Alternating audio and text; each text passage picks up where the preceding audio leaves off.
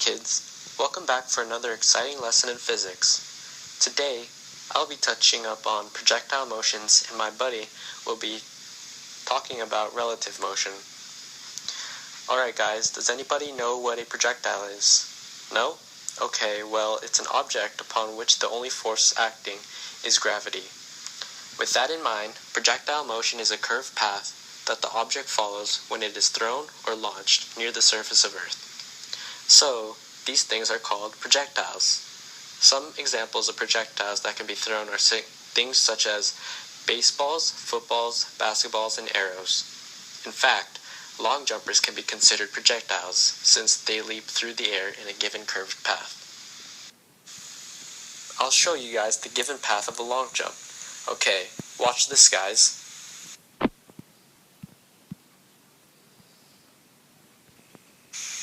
Okay guys, let's go over what we talked about. Can you guys name an example of a projectile motion? Yes. The path that I followed is called a parabola.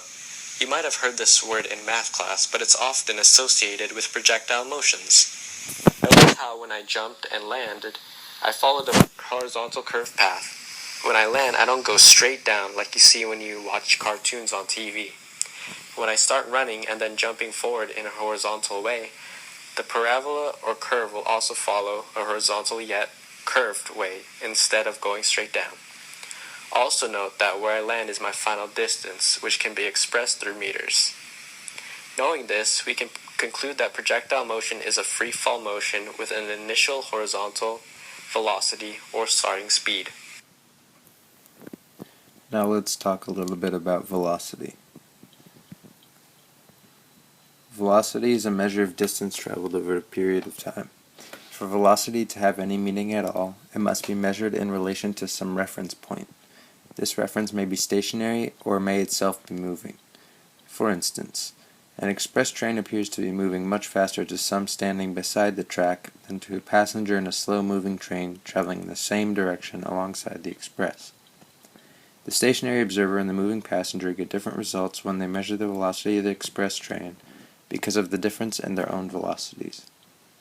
If no reference is mentioned, it is normal to assume that all velocities are measured with reference to the stationary ground. To someone on a slower train heading south, a faster train seems to be running northward.